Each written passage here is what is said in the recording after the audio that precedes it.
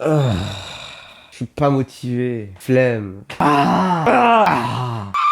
envie de dormir.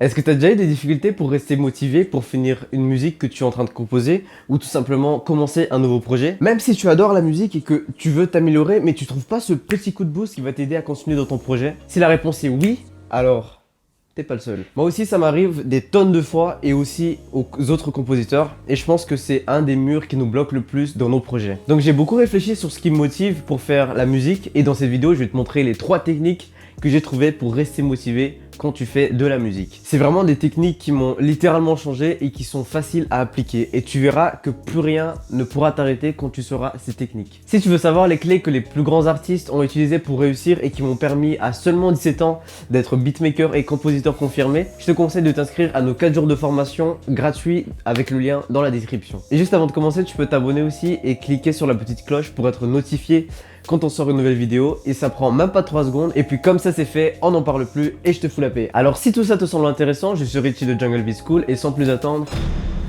jingle.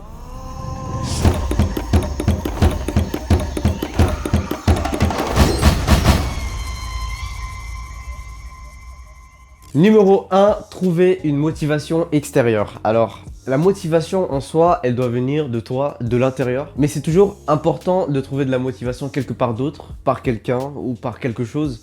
Surtout si tu le trouves pas chez toi. Pour te donner un exemple, moi, la plupart du temps, ça sera un artiste ou un créateur, mais ça peut aussi très bien être quelqu'un de ton entourage. Quand je suis en manque de motivation pour composer, je regarde les vidéos ou les lives de Virtual Riot, où tu le vois composer une musique de A à Z, où je peux aussi regarder les vidéos de composition de son label Disciple, genre dans le sound design, etc. Ce que je fais aussi des fois, c'est d'écouter de la musique ou un podcast.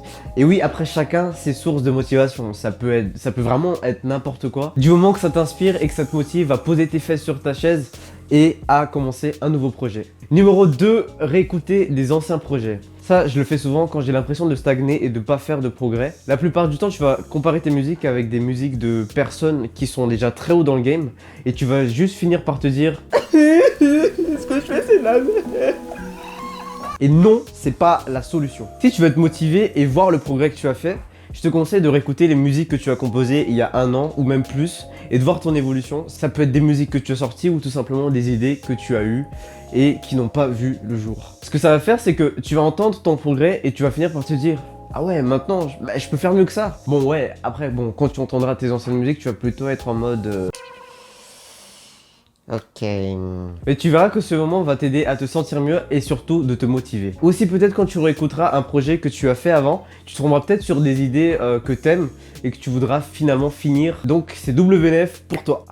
Et enfin, numéro 3, c'est rappelle-toi de ton but. La plupart du temps, ce qui va tuer ta motivation, c'est de pas te souvenir de ton but ou de commencer avec un but qui n'est pas solide. Et tu vas finir par faire de la musique comme si c'était une corvée alors que ça doit être avant tout du plaisir. Si tu veux un exemple, chez Jungle Beat School, on tourne des vidéos chaque semaine et je pense que tu dois savoir que trouver des idées de vidéos, cadrer, tourner, les monter et puis tout mettre en place prend beaucoup de temps et peut vite être saoulant.